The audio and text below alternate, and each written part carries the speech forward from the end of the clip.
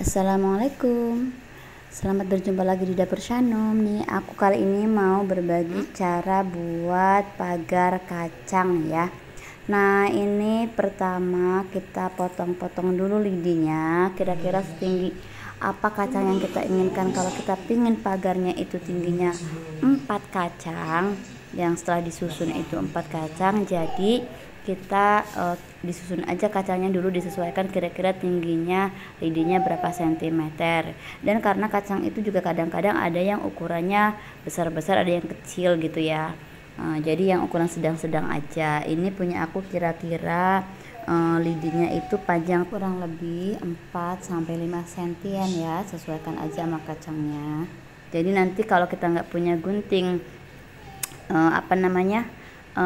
gunting-gunting besi gitu ya, itu bisa dengan pisau cutter aja, nggak kesusahan, kita tetap cantik karena hanya memotong kacang. Tapi kalau lidinya kepanjangan, kita itu nanti motongnya susah, jadinya jelek gitu kalau nggak punya gunting yang memadai untuk motongnya ya.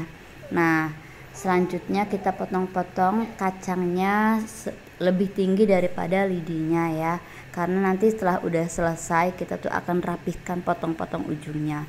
Tapi kalau aku lebih suka motong ujungnya itu pas mau digunakan, kayak sekarang nih aku buatnya tuh malam tapi mau dipakai tuh besok siang, jadi aku potongnya besok siang aja, jadi nampak lebih fresh bagian ujungnya gitu.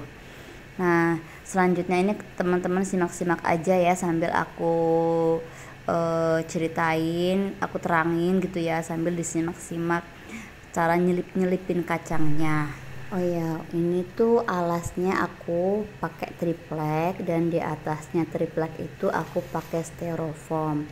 Dan untuk styrofoamnya aku beli di toko oren karena harganya jauh lebih murah aku beli di toko oren daripada aku beli di toko offline, walaupun udah termasuk ongkir. Sekarang sih udah lebih mahalan ya, semua pada naik. Nah, untuk teman-teman juga yang mau tahu di mana aku beli pisau garnisnya, bisa cek link di deskripsi ya. Styrofoam, cetakan tumpeng, dan lain-lain udah aku sematkan linknya di deskripsi ya. Ini sebenarnya nih mau aku cepetin, takutnya kepanjangan. Cuman karena kalau untuk pemula itu kadang juga walaupun udah dipelanin dia perlu diulang-ulang, masih bingung gitu ya. Aku sih ngerasa ketika aku dulu masih belajar buat pagar tuh gitu, jadi kadang suka bingung nyelipinnya. Jadi makanya ini nggak aku cepetin dan nggak aku pelanin, ini normal dari aku ngevideoin. Oh iya, berhubung aku juga tadi lupa nggak ngevideoin bagian bawahnya ya.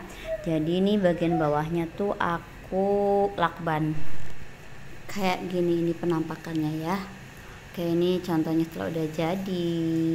Lanjutnya sambil disimak-simak, ini aku cepetin aja ya, kayaknya teman-teman itu bisa lah yang ngikutinnya. Aku takut keburu bosen. Oh ya, ini tips dari aku ya, biar pagarnya itu bener-bener cantik dan rapi, itu kita cari kacangnya tuh yang ukurannya sama besar, terus yang hijau, terus yang sedang-sedang ya. Jadi yang panjang-panjang juga, jadi dia itu nanti nggak banyak sambungan. Kalau pendek-pendek kan banyak sambungan ya. Terus kalau disambungnya pakai lidi gitu kan, kacang dengan kacang disambung itu kadang-kadang kelihatan ya, tapi kalau bisa bagian dalam nggak kelihatan sih bagus saja ya. Tapi kalau kiranya di bagian luar itu jelek, jadi menurut aku tuh nggak usah disambung pakai lidi gitu. Nah, terus kalau ada kacang yang baru dipetik itu kan kadang-kadang membuat jalinan tuh kalau memang udah dadakan riba itu dosa satu dari 2 dosa yang Allah ancam dalam Al-Quran. Kalau kamu nggak berhenti aku perangi, kata Allah. Nih, jangan main-main sama urusan riba. Yang suka hutang-hutang online nih, pinjaman online atau pinjaman berbunga, pinjam uang di bank, juga sekalian tuh haram tuh. Dan jangan main-main teman-teman sekalian.